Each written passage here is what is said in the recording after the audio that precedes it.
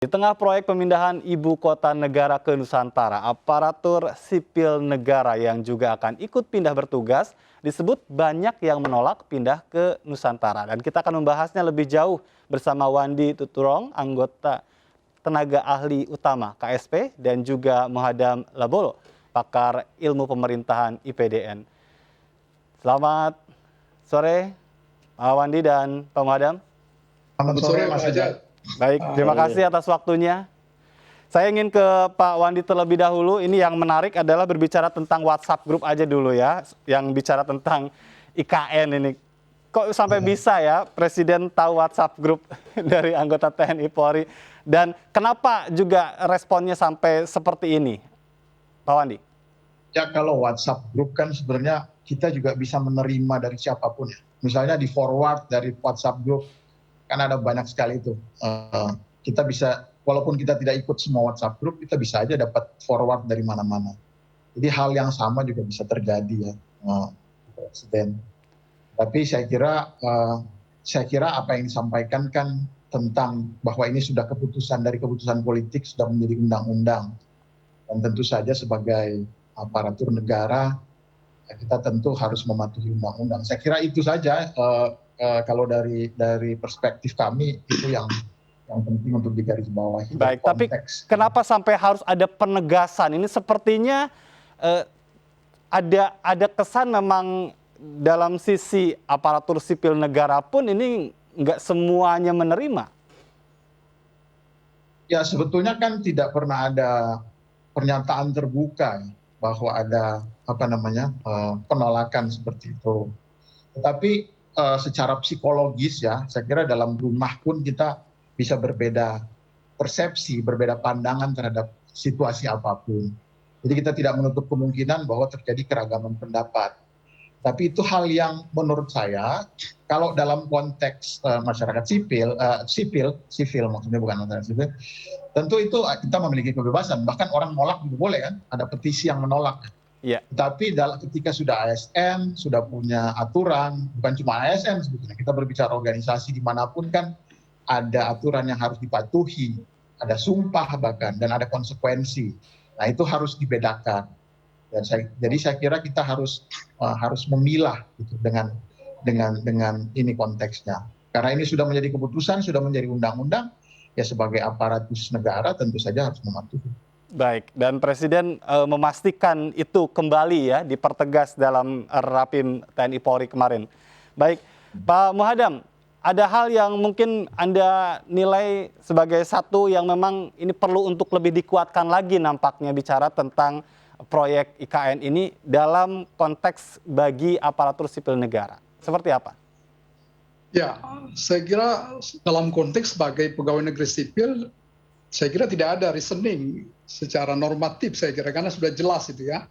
Dia terikat secara aturan, jelas di Undang-Undang Nomor 5 2014 tentang kewajiban ASN itu kan sudah jelas di 8 kewajiban dia. Satu yang terakhir adalah siap ditempatkan di mana saja, dan saya kira itu mengikat dalam konteks hubungan dinas publik itu ya, seseorang yang melibatkan diri dalam konteks organisasi pemerintahan, suka tidak suka dia harus taat kepada keputusan pemerintah ya, samina wa atona itu. Baik. Ya, tidak ada ruang untuk itu saya kira, kecuali dia keluar jika dia tidak setuju dengan keputusan pemerintah itu. Baik, tapi dengan adanya pernyataan yang menegaskan kembali yang disampaikan oleh Presiden Joko Widodo, Anda membacanya apa yang terjadi? Ya, saya kira sebagai ASN, saya kira mungkin konteks barangkali yang dilihat Presiden adalah dalam konteks laporan dinas barangkali gitu ya. Sebab begini, status kita ini sebagai ASN kadang-kadang juga masuk di dalam grup-grup yang tidak semuanya di situ adalah ASN. Ya, bisa kita mungkin dalam satu RT RW misalnya gitu ya. Kita bagian dari masyarakat barangkali. Jadi pendapat-pendapat kita dalam konteks sebagai masyarakat barangkali berbeda di dalam konteks kita sebagai bagian dari ASN. Barangkali yang dilihat Pak Presiden adalah dalam konteks itu barangkali gitu ya. Baik, termasuk juga meminta untuk mendisiplinkan ya anggota TNI Polri. Iya. Baik, saya ke Pak Wandi, ini yang juga tidak kalah menjadi sorotan adalah sekarang ini ada perpindahan ya, permintaan penugasan dari kementerian dan lembaga kepada Provinsi DKI Jakarta. Ini sekalipun memang tidak firm alasannya ini penolakan, tapi juga sebagian besar diduga ini juga ada yang keberatan untuk dipindahkan. Sudahkah ada informasi itu ke istana? Ya, kita belum tahu konteksnya apa, korelasi dan kausalitasnya ada atau tidak, sebenarnya kan kita belum tahu. Jadi kita masih berspekulasi. Jadi kita belum bisa, untuk sesuatu yang masih spekulatif, itu kita tentu belum bisa mengomentari terlalu serius ya. Baik, tapi kalau untuk rencana pemindahan ASN sendiri seperti apa sebetulnya timeline-nya atau skema skenarionya? Ya, sekarang ini semuanya dalam pembahasan, dalam finalisasi. Tentu saja kita sebagai pemerintah, sebagai pembuat kebijakan, tentu kita ingin ada kerangka insentif tentu saja kepada yang pindah ke sana. Nah, ini yang sedang kita siapkan, persisnya seperti apa kami belum bisa mendahului, karena kan bagaimanapun juga proses ini masih berlangsung di leading sektornya oleh Bappenas. Kami masih berkomunikasi, barusan pun kami masih ada rapat dengan lintas kementerian. Jadi untuk itu tentu saja kita ada niat, ada kebijakan untuk memberikan insentif. Tetapi seperti apa nanti kita lihat, kita tunggu hasilnya. Karena kan ini semuanya masih dalam proses sampai finalisasi aturan-aturan pelaksanaannya itu bisa keluar dan bisa beroperasinya otorita IKN. Baik, ini bicara tentang insentif ya, fasilitas bagi ASN yang pindah ke IKN Nusantara. Apakah memang dalam konteks ini dipilih atau sebetulnya tidak ada pemilihan ASN semuanya pindah? Ya, nanti pastinya kita belum bisa, tentu saja ada proses ya, pemindahan sendiri bertahap. Tentu ASN-nya pun berapa besarnya tentu ada persentase yang fase pertama, fase kedua dan seterusnya. Dan kita juga harus ingat bahwa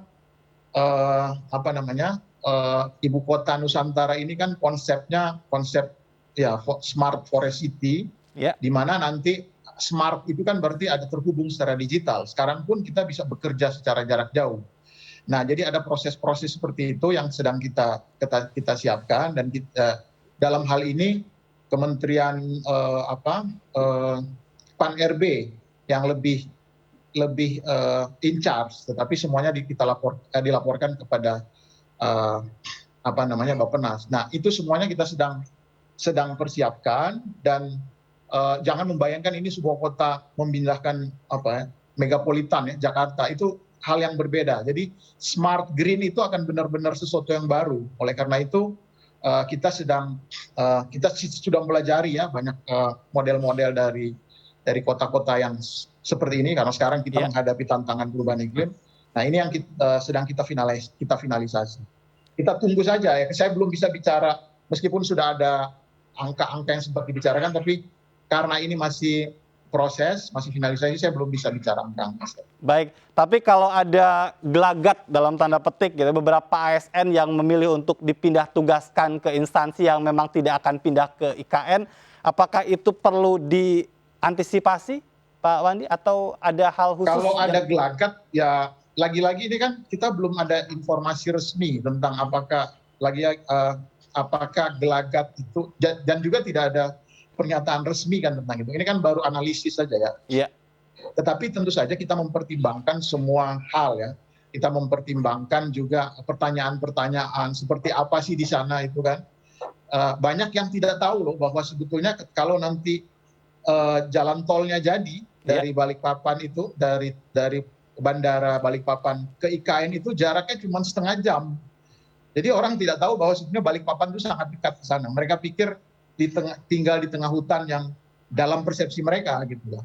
Nah, saya kira hal-hal seperti ini karena belum diketahui, mungkin saja orang, mungkin ya, saya tidak bilang tidak mungkin, mungkin saja orang masih khawatir. Tetapi itu kekhawatiran yang wajar ketika orang mau pindah ke satu tempat. Saya juga dari kecil suka berpindah-pindah, dan selalu butuh waktu, butuh penyesuaian untuk kita berpindah. Tetapi pada saat kita berpindah sebenarnya kita akan mendapatkan hal-hal yang lebih baik. Karena kita bisa beradaptasi, kita mengenal hal-hal baru, kebudayaan baru dan sebagainya. ini apalagi sesuatu yang sudah kita siapkan dengan cukup matang, Baik. dengan visi yang besar. Kita mau bicara tentang transformasi.